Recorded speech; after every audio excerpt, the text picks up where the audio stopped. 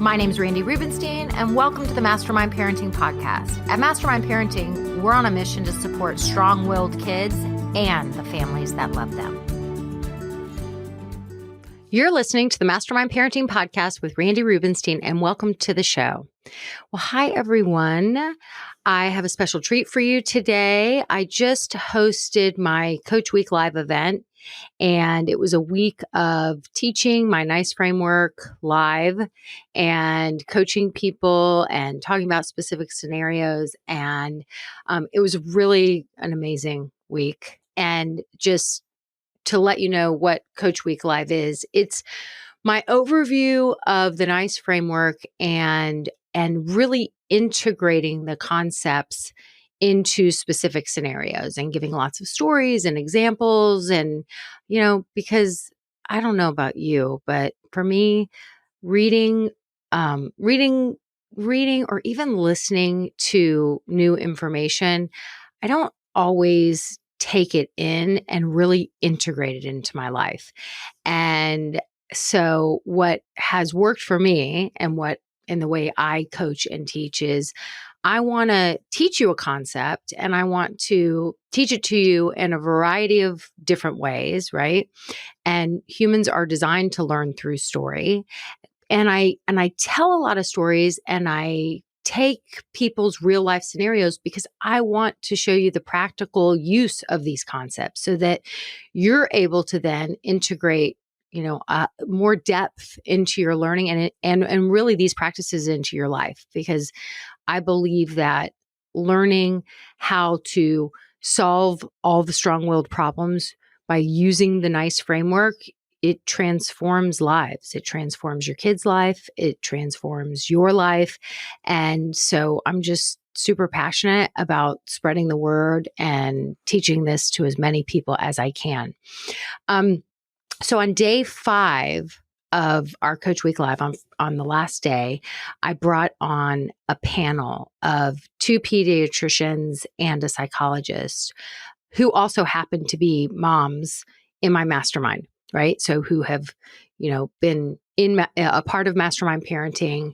And, this is where it's just so cool because when you sit down with people that, like for me, I've helped in their personal life, and then they show up with their personal experience and all of their professional training and knowledge.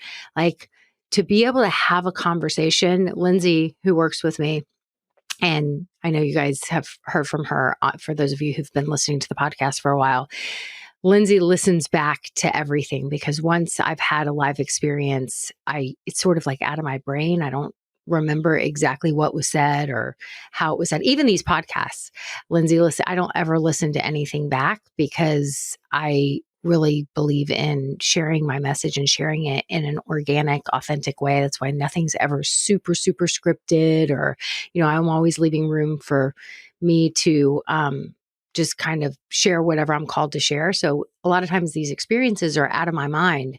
And so Lindsay was listening back and she said, I literally felt like I could have I just wanted to grab popcorn and just like take it all in. Like I was a sponge, just soaking up everything you guys were talking about. So we decided that we're going to share that conversation with the professionals, the mastermind mamas, who are also medical and mental health professionals, with all of our podcast listeners. So that's what I have for you today. Another little fun fact that I wanted to leave you with is I started recording I started recording these silly videos with my dogs and we put them out as Instagram reels. And I'm not the most adept person when it comes to social media. For a long time, my team has been saying make more reels, make more reels. So I started making these rogue reels. I don't really 100% know why. And I'm starting to realize what I think sometimes I don't even know my intention, but all I know is that recording me and my dogs and just real life moments with my dogs, it's fun. And I hope that it doesn't leave anyone thinking I'm crazy, but I actually do talk to my dogs like they're my children. And so for many, many years, people have been asking me to provide scripts and write scripts and just to really model what it would look like, what these tools will look like in real life. And so when I coach people, a lot of times I will role play what this might sound like with your kid. But it's been really hard to like go back in time and really identify what did it sound like with my kids when they were at probably many of your kids' ages. And what I'm realizing by turning the video camera on is that I am talking to my dogs using all the Mastermind tools. So my dogs are, if you follow me on Instagram, and if you don't, check it out, Mastermind_parenting on Instagram. I have these doggy reels that seem to be getting lots of views. And they're really like, my dogs are really like kid props. So I'm teaching tools and I'm going to be putting more and more and more of these out there and writing little blog posts that go with it where I'm able to teach the concept that I just showed in the video more in depth.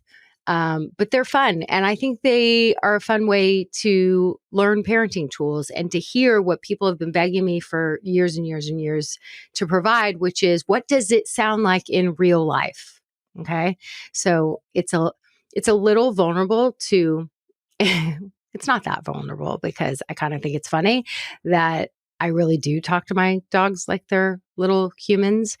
And I'm also not saying that dogs and children, that your children are dogs. Like, dogs are dogs and humans are humans. I just happen to talk to my dogs as if they are humans. So we're using them as sort of like four-legged little furry kid props. So take that with a grain of salt. So follow me on Instagram if you haven't. Check out my doggy reels, comment, like them, do all the things, and enjoy today's conversation with the professionals. Welcome to day 5, where we are learning the NICE framework because we're getting busy transforming the lives of our strong-willed kids. What we've been learning is that it's really not the strong-willed behavior that's the problem to fix. It's what's underneath the strong-willed behavior, what's at the root of the strong-willed behavior, right? The strong-willed behavior is a symptom of something else we need to figure out. And we go through our NICE framework to figure that out, right? And so we start with N, just a recap of this week. We assess basic needs, right? We assess basic needs. All humans to survive need sleep, food and water, connection, that sense of belonging. I assert, although I have no research, and the guests that I am having come on as a panel, they probably hate when I say shit like this because they're the scientists, they're the doctors, they're the ones who come in, who have gone to school for a gazillion years, and they love data. They love studies. I don't have any studies to say that I think about 80% of the strong-willed behaviors that we see in our homes have to do with a basic need. So quite often we diagnose the issue just in the N wing. And then there's about 20% where we have to move on into the I wing. The I wing is we have to investigate and get to the root of this strong-willed behavior and understanding that this strong-willed behavior is a symptom and there's more to figure out. There's more to figure out. When we move on to the C wing, that's communicate, right? Once we've diagnosed the problem, we have to know how to communicate and do the parenting, teach the people the new skills, right? Let them know what are the boundaries, what is the protocol. How are things shifting? We have this issue. We have this recurring problem. We have this recurring behavior, and it's not working. So we're going to start doing things this way. These are going to be the new rules. These are the expectations, right? I understand what's been going on. You hit your sister because you were super frustrated. You were super frustrated and she wasn't listening to your request. And so you forgot the words. You forgot the words to say, you're in my space. Step back. You may not touch my toys, right? You forgot those words and you were so frustrated. And you also forgot that you can always come and let me know. Sister's space invading. Sister's touching all my things. I just spent 2 days building this Lego tower. I'm worried she's going to knock it down. You forgot to come and let me know that you needed my help. And so you had an oops moment and you whacked her over the head. Like, right? Like, am I getting this right? So we learn how to have these productive conversations. And then we learn how to listen to, yes. Well, yes. Well, every time I come and tell you that she's doing something, then you never do anything about it, Mom. And we learn how to believe our kids and be these amazing communicative leaders who are like, oh, it seems like you do come for my help sometimes and I don't help you. Well, that's got to be super frustrating. Yeah, I can imagine so. Thanks so much for telling me. I needed to know that. This is important information. And so we learn how to have these productive conversations and communicate in a different way. There's a lot going on in the background to be able to do that. It's almost impossible to do it in the heat of the moment. This is why this is our repair tool. Usually after things have gone sideways, this is our roadmap to come back and to solve the problems, to come up with the protocol, right? And so we communicate in a way that our kids know, like, I get you. I believe you. You don't have to be in this defensive state. You can be in your thinking brain and we're going to problem solve here. We're a team. That's what teams do. And what we do at the end of that C-wing, that communication part, that productive conversation is the O and PS. O and PS is when we start establishing what the consequences will be. And today's topic is actually, setting those consequences, getting very clear on what they are, communicating them, and then enforcing them, enforcing the consequences. It's amazing how often we think, people come in and they're like, just tell me what should the consequence be for this one? What should the consequence be for that? And what I know is chances are you're not going to follow through and enforce that consequence. You're going to blow it off when it comes time to enforce the consequence, especially when you've established it ahead of time. When we've established a consequence for violence, for that bugging, badgering, space invading, bullying behavior, right? When we've established a consequence for causing a problem and not following the rules and interrupting adults and really having out of control behavior when we go over to grandma's house for Easter, right? And coming and asking me for more candy or more, even though we already had a rule established.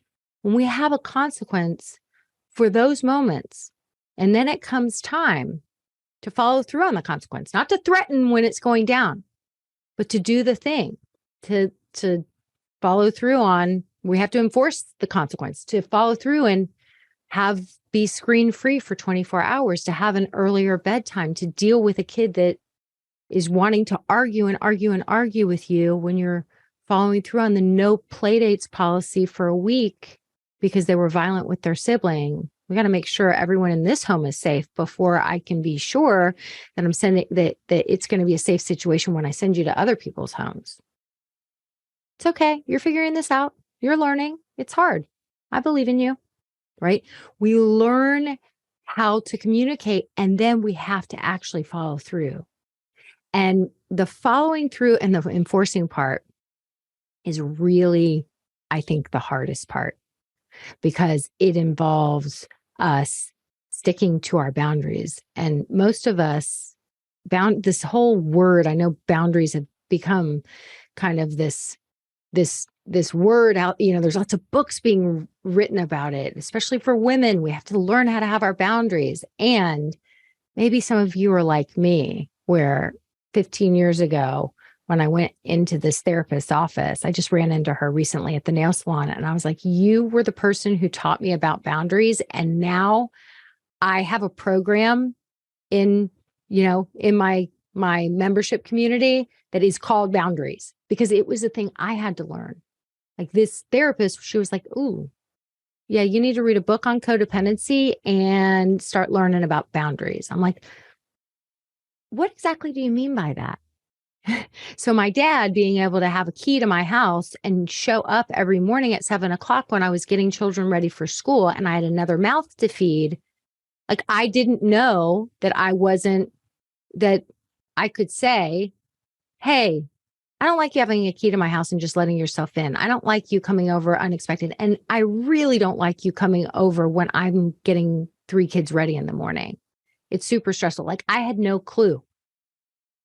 And so if I could learn this, anyone can learn this. Trust me. The codependency runs deep in my family of origin. Now my dad's like, says to my sister, you and your sister and all your boundaries, you won't even give me your garage code. We're like, no, we won't. Absolutely not. We're not doing that. So we have to learn how to do this part. And this part is sticky. It's sticky for most of us. And I shared that story because I want y'all to realize, if you start to beat yourself up at all, remember I talked about a few days ago, overwhelm, guilt, fear, these are like the nemesis of being a good parent, feeling those emotions. It's not helpful. So if you beat yourself up, and about, oh, we haven't been consistent. Oh yeah, we have had rules where we don't follow through on the rules. Like, I want you guys to know, like, you're normal. Boundaries are hard for all of us. Boundaries are hard for all of us. Okay. It's why I have a whole program. Once people finish our foundational basics boot camp program, then they go into a program called awareness. Then they go into a program called boundaries. This stuff is tricky. I think that a lot of new age, including mastermind parenting, conscious parenting, gentle parenting, all these new approaches to parenting, a lot of times I think the mistake that is being made is that they're throwing the baby out with the bathwater. I've heard many of these experts who have really like aligned content with what I believe, talk about how consequences are never necessary. And I think that is throwing the baby out with the bathwater. I think when you tell a parent that you have a kid that is acting like a dictator, hijacking your household, meltdown after meltdown after meltdown, and just stick with it and surrender and be as gentle as possible and never have any kind of consequence that helps you, that is a tool that helps you to hold them accountable, right? When you break these rules, screens are off the table for 24 hours. And you will be going to bed early. And just so you know, during those 24 hours and going to bed early, if there is a problem at all, meaning, but please, can I just have it back? I promise I'll be good. Any begging, that is badgering behavior. Any begging or following me around or badgering or not just getting with the program, just know it will be what we call oops day rules, the consequence, until further notice. This family is too important. It's too important for this family to run smoothly. And I know you're a good kid. I know we all make mistakes. We do. We all sometimes need oops days. Me too. And I'm going to take this very seriously. It is not an option to continue fighting with each other every single night and every single morning. It's not healthy. I love this family too much not to take this seriously. We're going to figure this out. I feel like without consequences, especially if you have a strong-willed kid and things have gotten explosive or violent and people are yelling at each other and there's a lot of tension in the household, like telling a parent, just stick with it, be as gentle and love. Like, to me, this is loving. This is generous. Putting down boundaries and learning how to do it the mastermind way, to me, is one of the most generous and loving things you can do. And unfortunately, the odds are stacked up against us, especially as women, to do it the right way.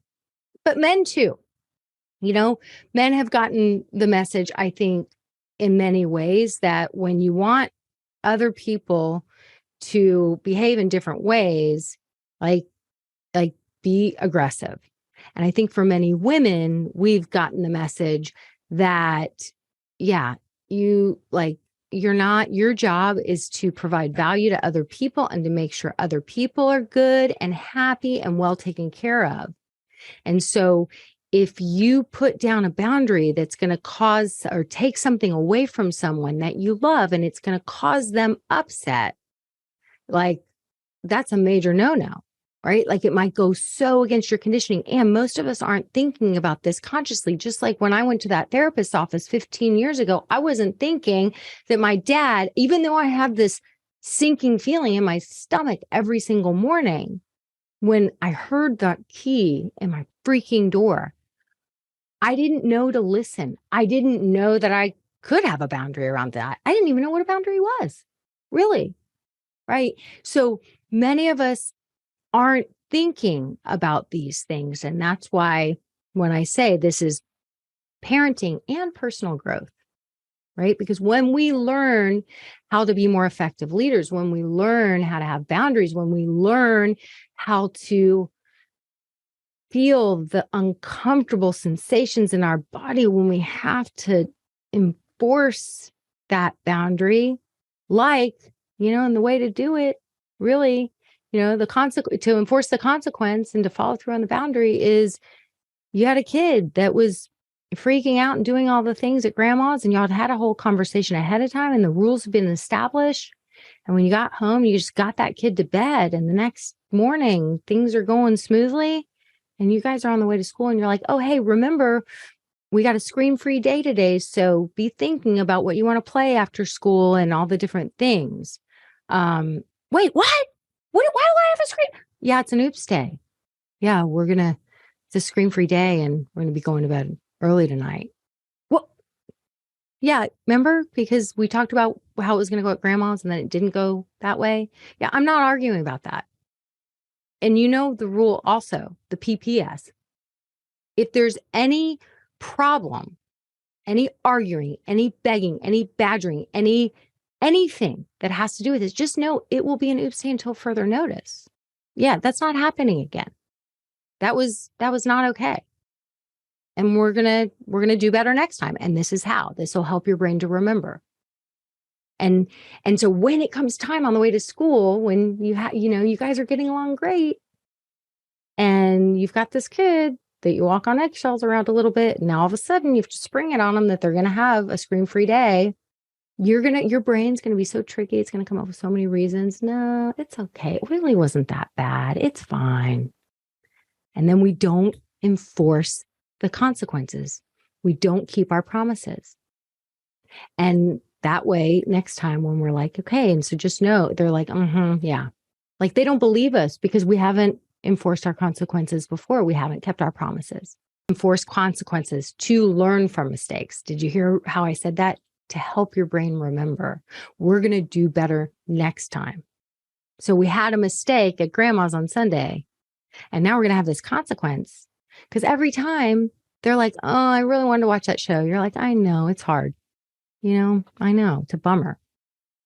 Yeah, this is how, look. This is how you're going to remember. It's hard to follow rules. It's okay. You're getting better and better at it. I'm not worried about you, right? This is how we learn how to help our kids actually learn from mistakes, and we make it emotionally safe. It's very growth mindset for anyone who follows the work of Carol Dweck. When we enforce consequences, we do so sparingly.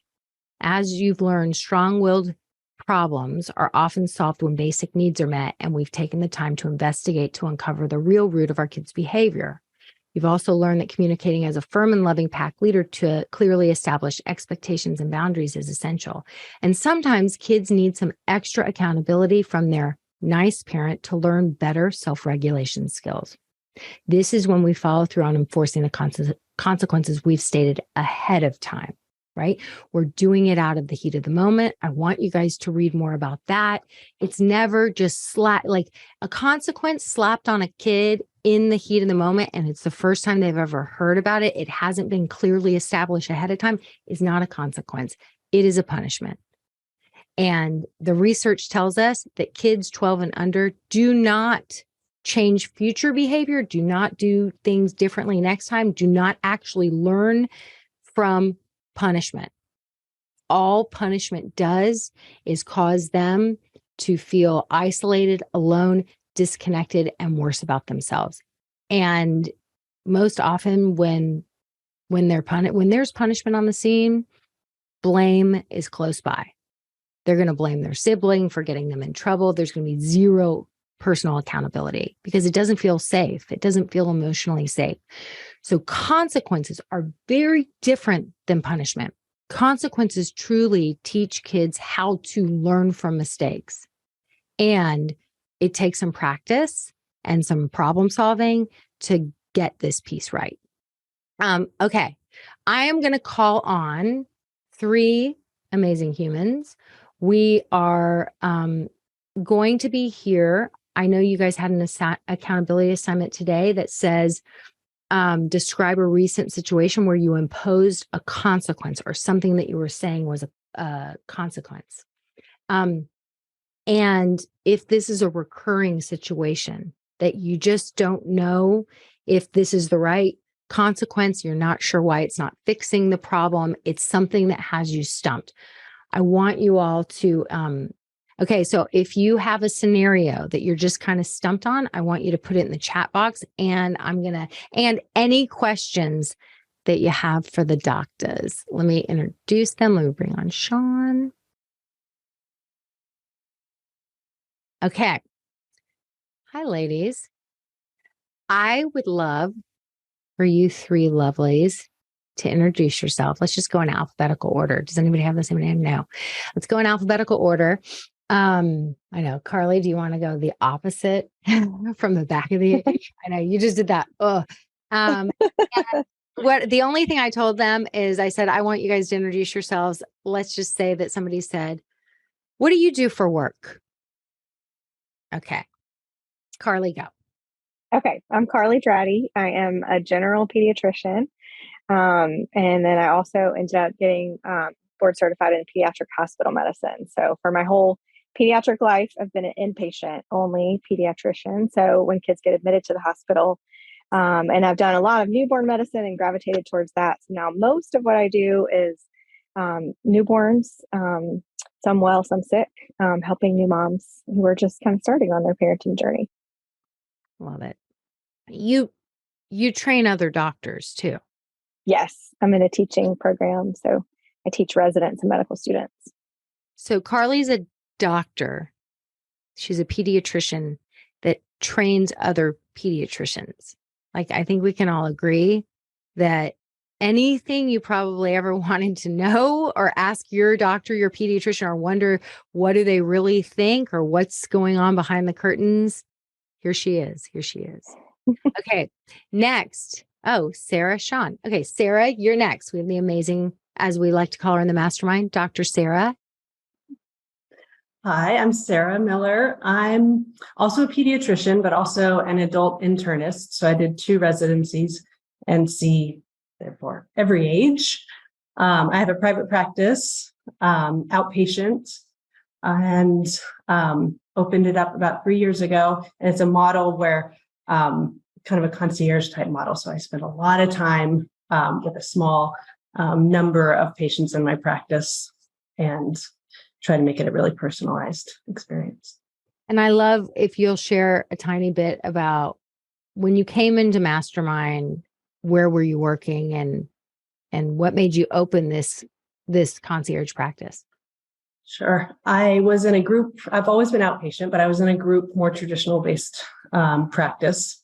And I got burned out by seeing so many patients in such short periods of time and not really feeling like I got to know anyone or got to solve any real problems, just kind of putting out fires. And I wanted the opportunity to really get to know people and help them solve and prevent problems, and really get control of their health preventatively, for both kids development wise. In kids, that applies more to probably understanding behavioral and development issues, and in adults, really chronic medical problems, but getting ahead of these things. And it's been really, really gratifying being able to do that. Yeah. So Sarah was like, at 15 minutes when people are coming in with really big issues, it's just not enough. And she wanted to do things on her terms. And funny side note, when I first started my membership community, my mastermind, Sarah was just kind of this quiet member. Whenever I would have like extra experiences, she always showed up. She came to a lot of the coaching calls and I could tell she was working, but I never ask anyone what their professions are. So I don't know who's the doctors and who's that, like it didn't even come out. And then all of a sudden, so I could tell she was at work and I could tell it seemed like a medical atmosphere. And then all of a sudden one day she was like, "Oh, yeah, I decided that whole situation was like kind of fucked up and it wasn't really working for me. And I was stressed out. And so I decided to open my own practice. And a lot of the tools that I've learned in Mastermind helped me to be able to step into that. Am I putting words into your mouth, or is this? No, it's absolutely true. I don't think that it was a surprise that Mastermind and starting my own practice kind of grew together, because I never imagined that. This was never in my plan to open a practice on my own. And I think a lot of it was because of the tools I learned through Mastermind, understanding myself and this parenting journey, and changed everything about my life. So cool. Okay. And next we have the amazing Sean, who is newer to the Mastermind. She joined and has been a part of our last July cohort. So you haven't even been in for a whole year yet. Yeah, it's been quite not even year. So I'm Sean. I'm a clinical psychologist and I am a clinical health psychologist. I've actually always been in healthcare settings, medical settings. My specialty is weight management and eating disorders. And so I left healthcare before I joined Mastermind. And I have my own private practice where I see people outpatient, all adults that are working on chronic dieting, binge eating disorder, kind of improving their relationship with food. And they may also have weight management goals. And then I have a podcast that I love. And and Randy's done some wonderful business coaching with me. And I'm pivoting towards also training professionals that do work that I do as well. And I'm very excited about that. Okay. So these three amazing women came to Mastermind because they have a child that probably is similar to many of your children and my own. Okay. And so when you came into Mastermind, just kind of briefly, will each of you talk about what brought you here? What was going on with your kid? What was the final thing that you were like, yeah, this is just not working. I got to do something different. Let's go in the same order. Let's just do it. I know y'all are all methodical, sciencey people, so just do that. Okay. Just do that. Okay. Well, I came to Mastermind because of my oldest child, who is my strong-willed HSP. I have 3 children. And I came because I sort of, as a pediatrician, approached everything she was doing in her like developmental stages. That's how you kind of learn things, their developmental milestones. And so when she was 2, I could explain away things by the terrible 2s. When she was 3, it was the whole like three-nager. I was reading about all, okay, this is developmentally normal. This must be okay. We just got to wait it out. Then we got to 4 and 5 and 6. And by the time we got to 6, it was like, okay, we need to do something differently. And honestly, I've shared this with Randy. I don't know about Sarah, but I didn't get a lot of parenting training per se in my own training. I feel very confident in the medical side of things, but I didn't get a lot of just like the basics of parenting. We did stuff around like potty training and some kind of specific things, but never like a global, what is your strategy? What is your global approach to parenting, like what Mastermind is? And so I think when I got to that point and realized that this isn't working, I've shared this with Randy too. I stumbled upon her podcast. I binge listened for like 8 hours while I was cleaning. I burst into tears because for the first time, someone was describing my kid in a way that wasn't just that she was just a bad child and I was just stuck with, this was just the hand I was dealt. And I'll say, so we joined when she was 6, and I wish that I had joined when she was 0, because I have my youngest is 4, and just the things that we've been able to do from the start for her have just made a complete world of difference, and for all 3 of my kids. Love it. Sarah? So, Carly, our journeys are so similar. The way that you described it, very similar experience. So we joined because of my oldest too, who was 4 when I finally made the plunge, and a similar journey. Looking back, he'd been really challenging from the beginning. But 1, I didn't have anything to compare that to, and 2, you're able to justify everything going along all those developmental years. They're meeting all their milestones. You can't put your finger on anything that's really wrong. It just felt really hard and I wasn't enjoying it. He was 4 and things weren't getting easier. We weren't growing out of those 2s and 3s and 4s. I think also as a pediatrician too, I knew the sleep, the food, the potty training, like I had all that. I had the skills. I did all that right. I knew in my case, I really was meeting the basic needs, and still he was so challenging. And I also, in my training too, really didn't get any more than maybe 8 hours of real parenting. I mean, we knew development, but not behavioral or parenting strategies. It was still, time out for every 1 minute of year of age. That was basically all we graduated knowing. And it's wrong. Don't spank. And yeah. Yeah. And it's wrong. Yeah. Time out for 1 year of age and don't spank. That's about it. Yeah, that is it. And so I was still coming into this thinking, okay, it's funny that today's consequence topic, because my first question was, okay, what consequence am I not doing right? What is the consequence that I'm obviously not employing properly? And I also got introduced to Randy through her podcast and heard my child in her explanations for the first time ever. Same experience. And the way that she described her clients and also her Alec, I saw my son in her stories about Alec, and specifically to how she teased out some of these pieces of their personality that were so challenging, but also were their superpowers. And I loved hearing that because it was what I was feeling like.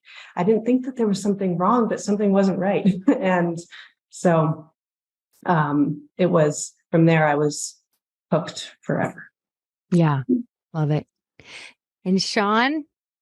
Mine was a little different. So it all started, I think it really started pretty early with my son. He was 2.5 when I joined, and we went on family vacation. We came back.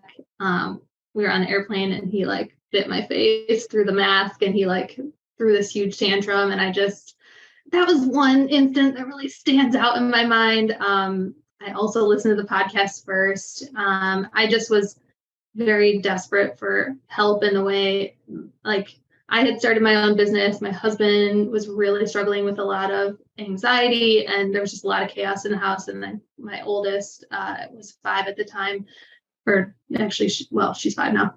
She was struggling a lot with sleep, and I had tried all the like the kids sleep strategies in the world, and I joined in pretty quickly. She's not as strong-willed, but she is highly sensitive, and pretty quickly was able to get that taken care of. And I'm super grateful for that, because we were staying up really late, and like Garrett and I were just like, it was just chaos.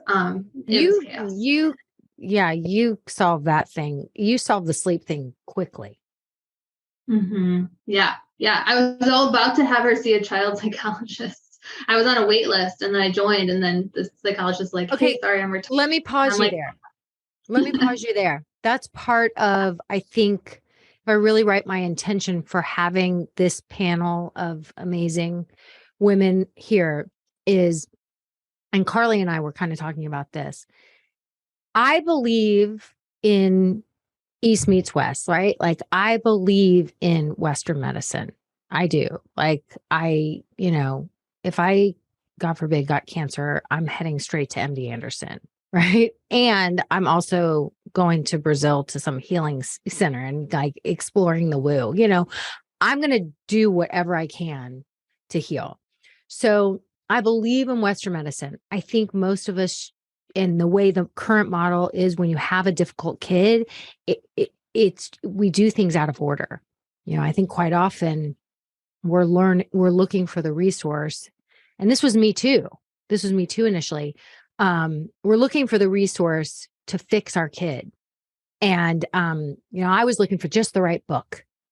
And so a lot of times we're looking for the resource, just the right occupational therapist, right? Just the right therapist, just the right play therapist, just the right type of therapy, just the right external resource. We're going to outsource this. And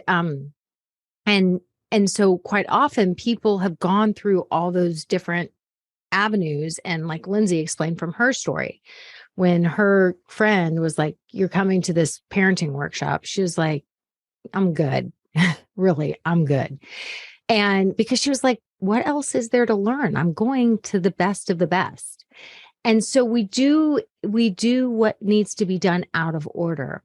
I quite often in the mastermind, there is the 20%. What I'm asserting is the 20% of strong-willed behaviors that come from something other than basic needs. And I have no data or statistics or research to back that up. So that's just my throwing a dart. We quite often, there is something medical. There is, the kid that's growling under the desk, all of a sudden, they get diagnosed with dysgraphia, right? ADHD, yes, ADHD is a thing. I think quite often people go to that way, and many doctors go to that way too early, before it's like, well, okay, you got a highly distracted kid. Oh, they're disruptive in class. What's going on with let's talk about their sleep, food, and how are you guys like tell me about how much time y'all are spending together and if you're feeling connected. Like there's none of that really going on, or typically there's not a lot of that going on. And so I think quite often we're just going to this place of, does my kid need to be on medicine? And I'm not anti-medicine. And I'm not a proponent of medicine. I'm just saying what we do is we put our heads together.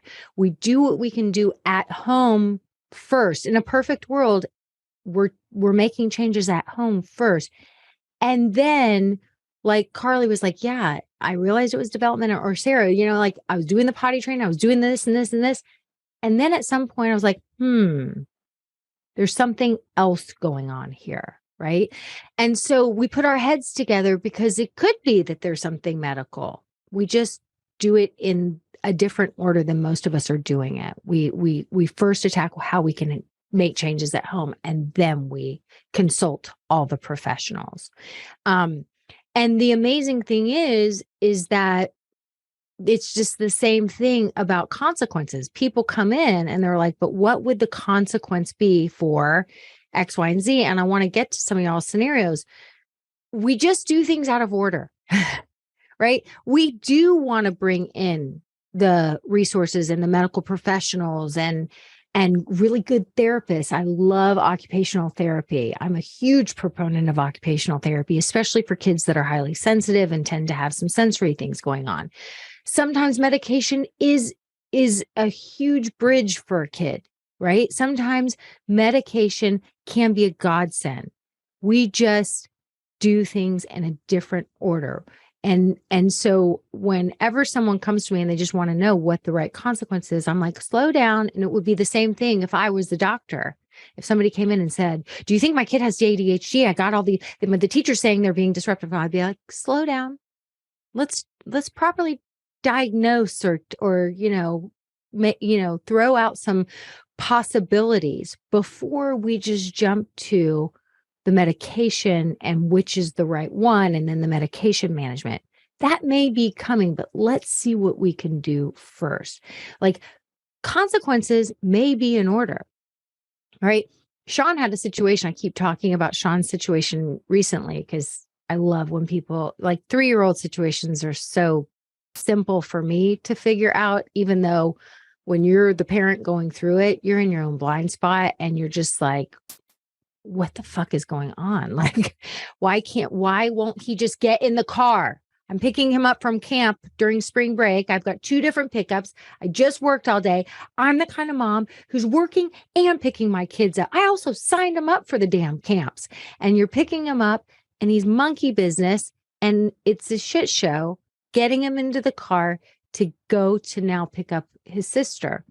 And did you need to enforce a consequence when you actually solve that problem? No. I just needed to show up more calmly. Well, I just needed to master my mind. Yeah.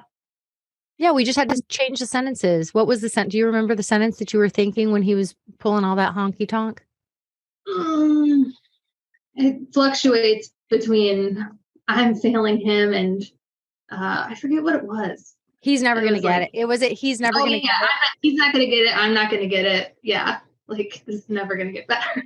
Yeah, he's not going to get it. And so then I just had to translate what little 3-year-old Will would tell Sean if he could put what he's doing into words, and she was able to see his perspective. And all of a sudden it's not that he's never going to get it. He's just being 3. And I need to communicate. I need to show up and communicate in a different way to set him up for success, to let him know the protocol, and what I focus on grows. And I'm not going to focus on all the monkey business. I'm just going to set him up for success. He just wants to play. He's just been in camp. He doesn't really want to get in the car and be buckled up and then have to wait to go get sisters. So we have to change some of the logistics, and I need to communicate it like a pack leader. And I got to master my mind and think the helpful sentence, and boom, boom, boom. You were like, okay, here's an update. Done, handled, solved. Moving on until the next issue comes up. Moving on. Right? Yeah. Well, it's like this whole thing. It's a little bit, I think of it as like CBT for parenting, a little bit like cognitive behavioral therapy for parenting, because it's just like, oh crap, I didn't think I was that anxious, but Will's like a truth barometer, right? Like, he's just like, oh, I see your anxiety. I see it.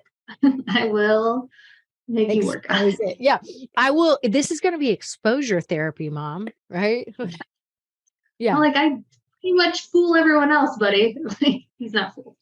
No, they're like mirrors. Yeah. It's like, but don't you know, I'm a psychologist. I'm helping people heal from their disordered eating. Work on my anxiety. Yeah, I've got all this. I've got it all. And then he's like, oh, no, but there's a tiny bit more. And there's a tiny bit more. We're still working on this. I also love, Carly, if you'll share a little bit, like when I talk about we're doing, most of us are just doing it out of order. We're looking for just the right specialist before we go deeper and think, maybe there is something medical going on. I would love for you to share a little bit about about Declan and what went on with your son.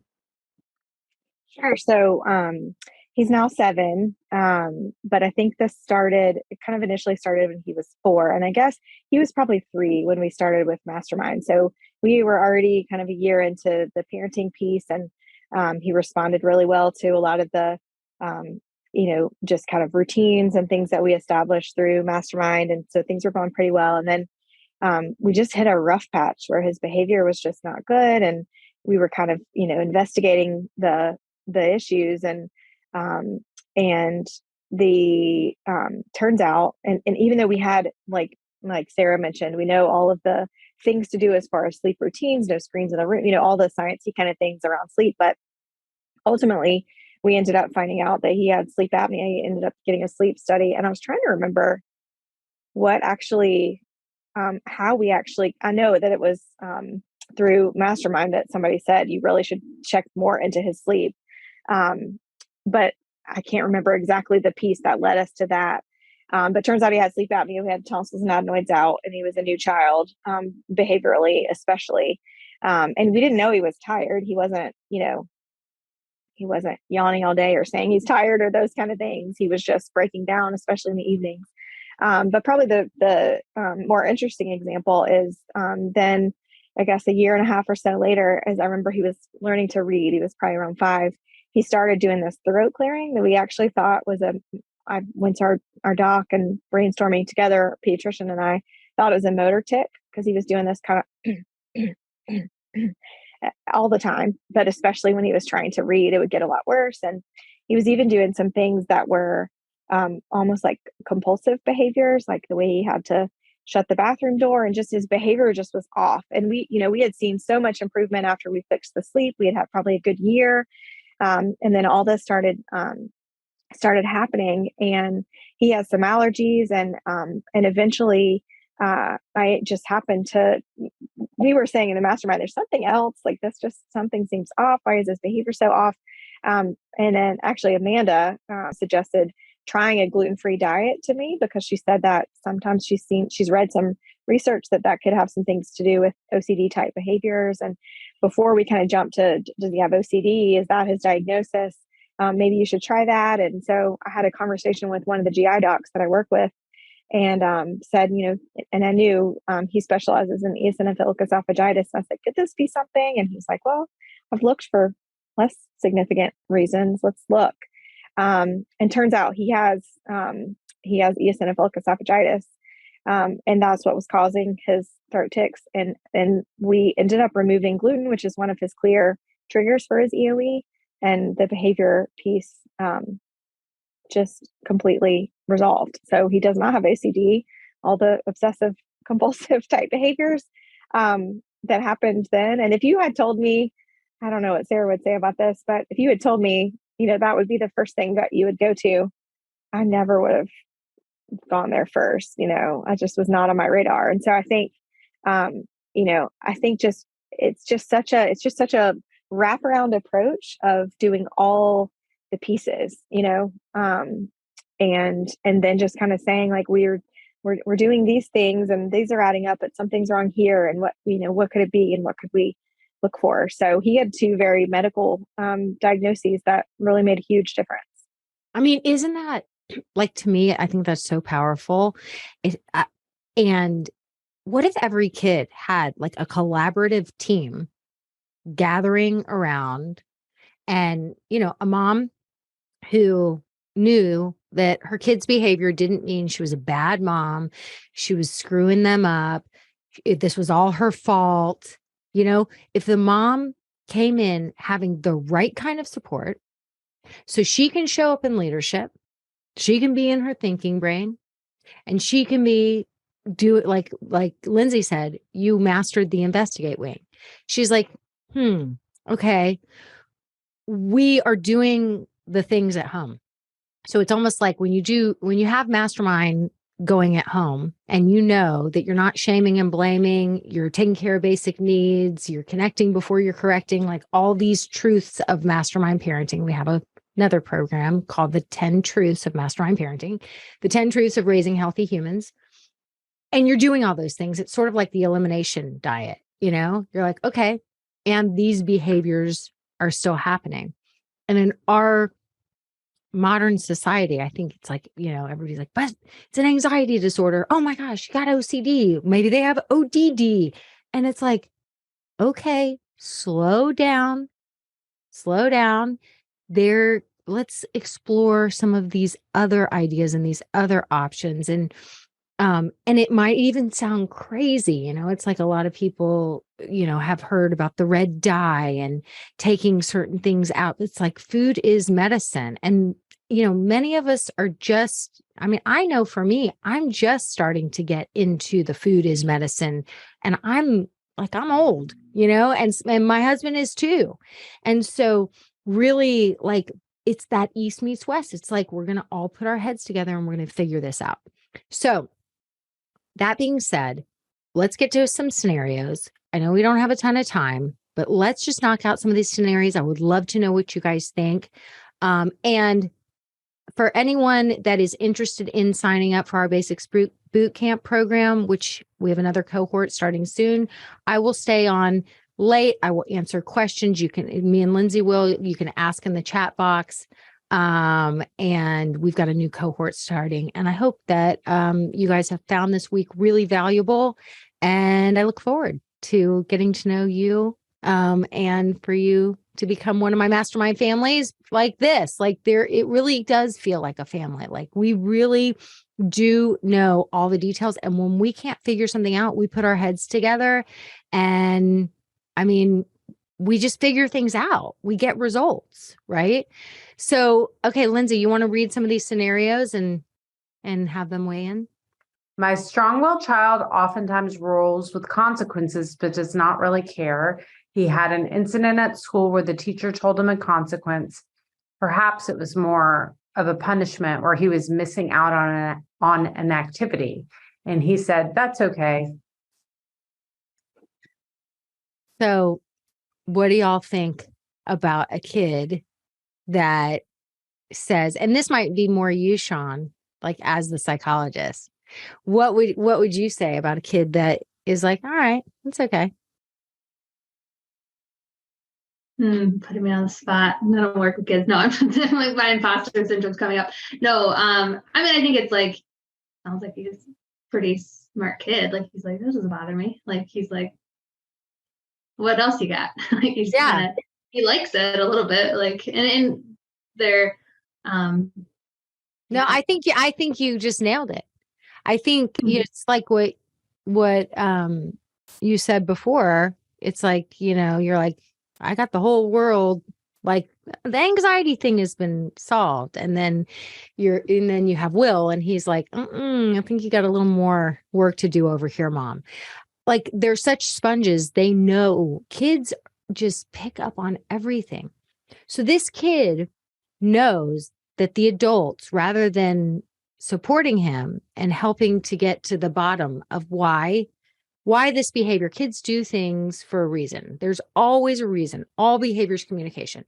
So the adults, instead of finding out the reason why he did whatever the incident was at school, or what was really going on, or what was at the root of his unacceptable behavior, rather than that, he just had a punishment slapped on him. And so there's a part of this kid who's like, I know all of you want me to be really upset about this. I know all of you want me to suffer a little bit. But inside, it's like this all-knowing little Yoda, because that's what especially our highly sensitive ones are, where it's like, wait a minute, something's super fucked up here. Like, why is nobody coming and getting curious and helping me get the support that I need? Right? Like that incident happened because clearly something was going on that wasn't okay with me. And I didn't know how to let the adults know that I could use some support and use some help. So I acted out. And now I need all my adults to band together and to help me. And all you want to do is hurt me. And so I'm kind of pissed about it. And I can tell you want me to feel certain emotions. And guess what? No, I'm not giving that to you. How about if you guys go and be the grounded grownups, get together, and instead of making me suffer, help me get the support I really need. Right? Was that expanding on what you said? Like, I mean, where he's like, yeah, okay, fine. That's okay. Yeah, he wants something different, right? He's like, I'm not biting on this. Like, yeah, I'm not feeling what you want me to feel. I don't want to suffer. I don't even think this is fair. I think this is bullshit. I mean, if he could talk, he'd probably be like, yeah, this is bullshit. Nobody's helping me here. No, thanks. These are the kids who get labeled then as oppositional or defiant, or, they don't take the consequences to heart.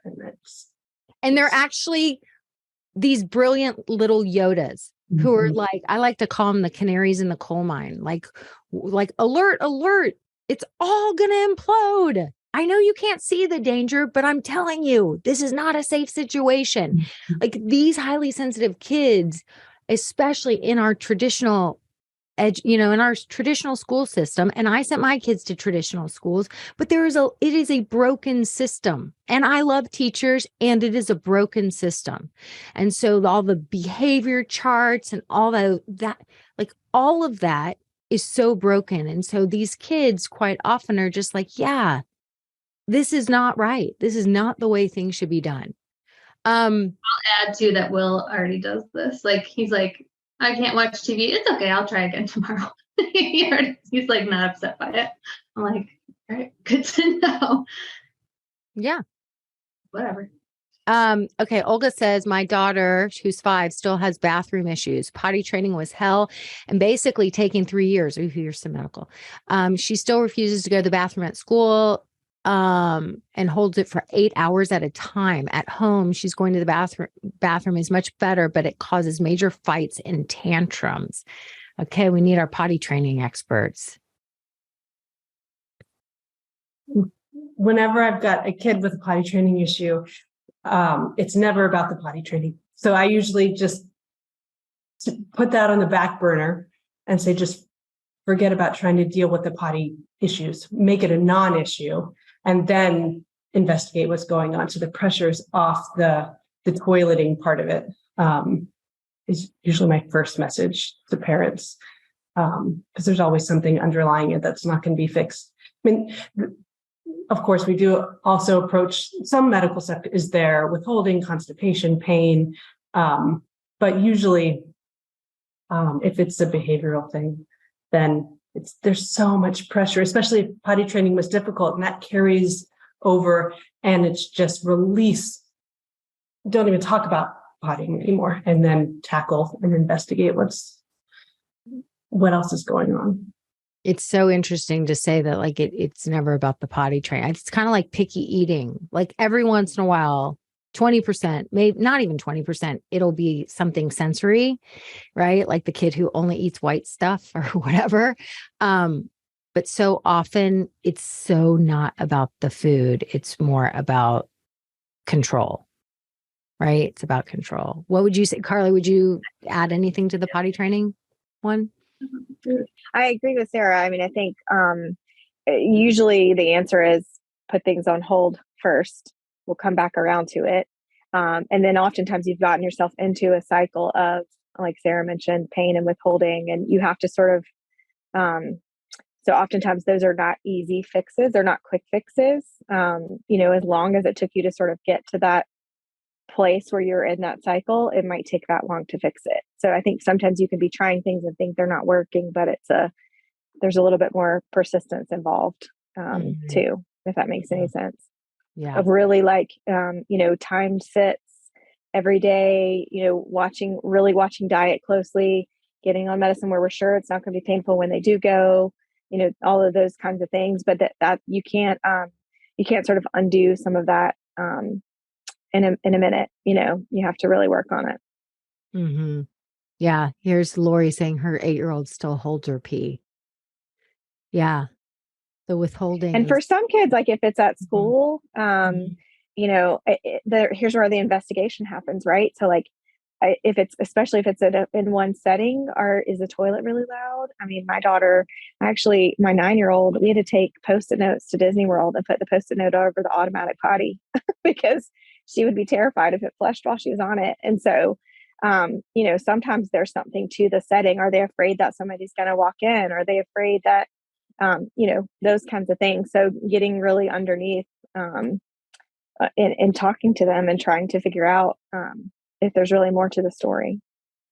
I used to have to do that with Avery. I would just tear off a piece of toilet paper and put it over the sensor. But then somebody else would come into the bathroom and then it would be that super loud flush and she'd like get so startled.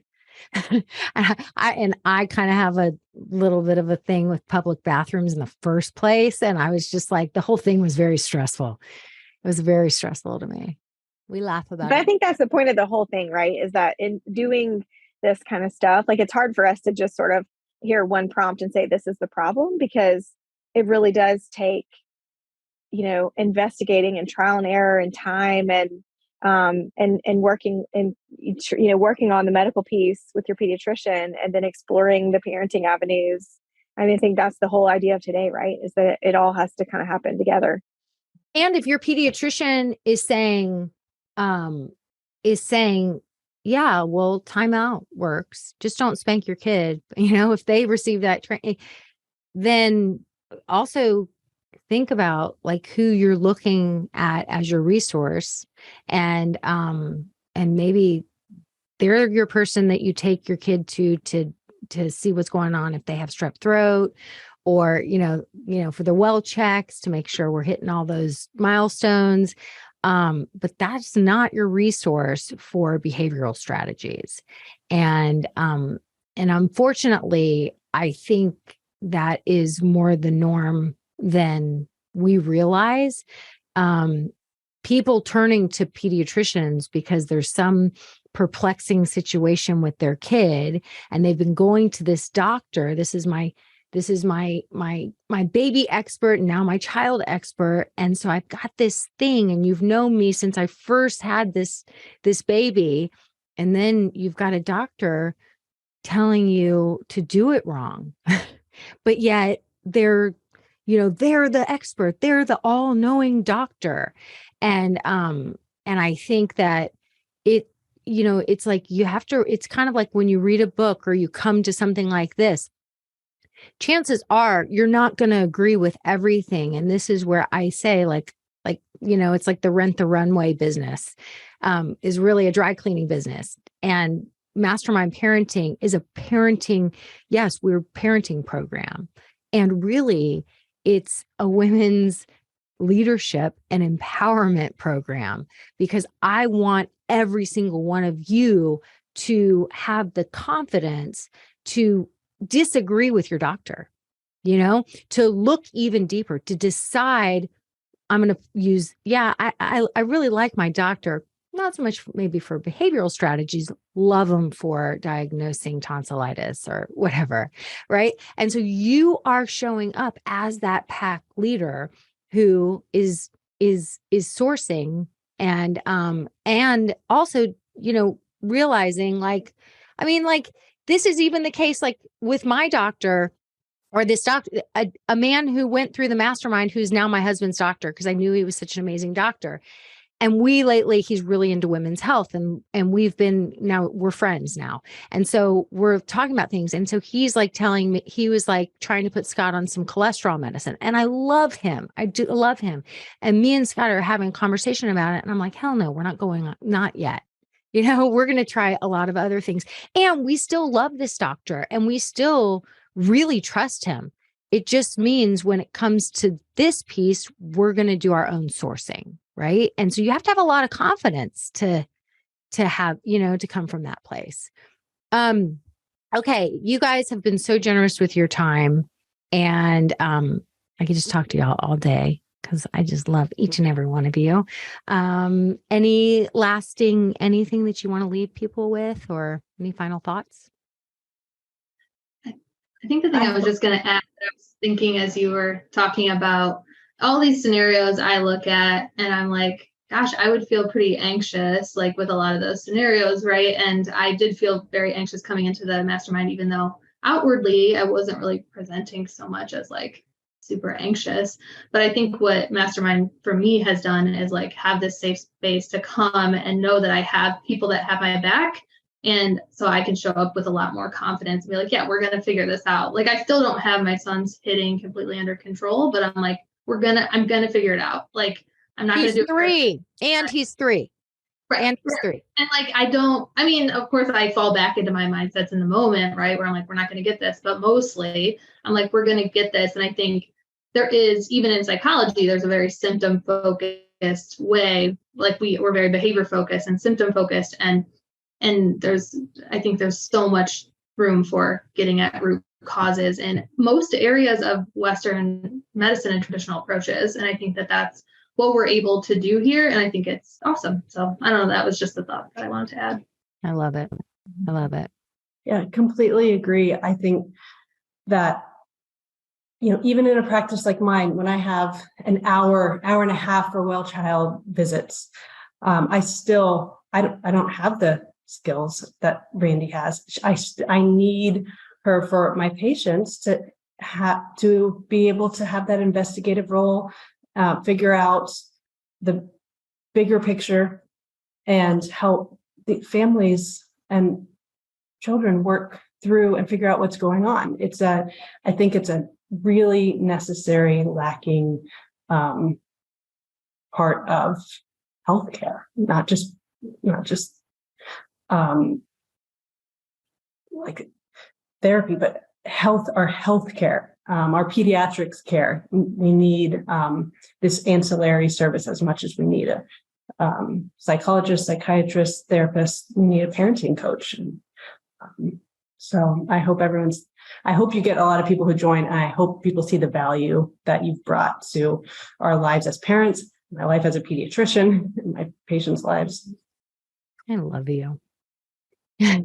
Miss Carly? Yeah, for sure. I think, well, and I think just knowing that nothing is really a quick fix. And as you say, Randy, like, it's messy being a human. And I think that would be my message for this. And especially that's definitely been the case in my own journey, is that,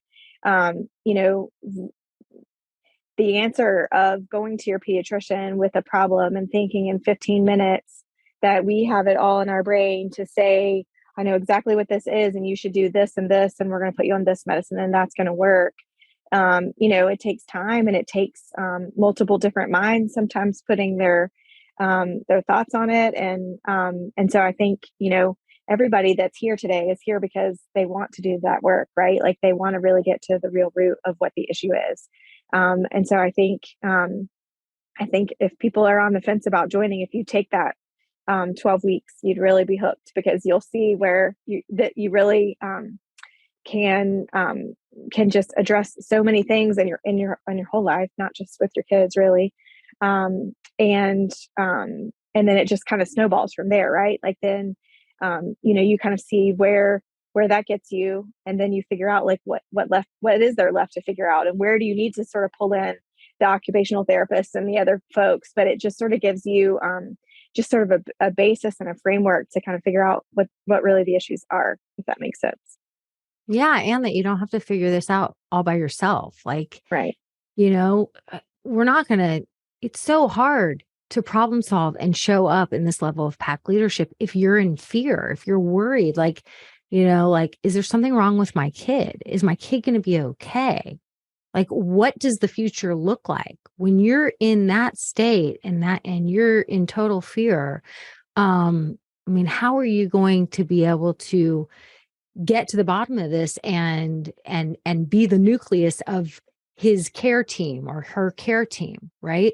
Like, we've got to be on our A game. It's kind of like, if you're going to go in, if you were going to run a marathon, like, you're not going to go party all night before you go run a marathon. You're going to be like making sure that you're getting just enough sleep, and you've got just the right thing to eat for, like this is a grueling thing, figuring this out when you have a difficult kid, and raising kids in general. It's freaking exhausting, and we've got a lot at stake. Like, we have to be on our A game, and there's no way to be on your A game, I don't think, without the right support. And so, yeah, you guys are awesome. Thank you so much I know you're all very busy people. So thank you for prioritizing this and being here. And I think that it was really valuable, and it's going to help a lot of people. So thank you guys.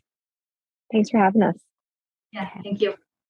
Okay, I'm going to take each of you off one by one. And now Lindsay and I will stay on for anybody that has any questions for us about our Basics Bootcamp program.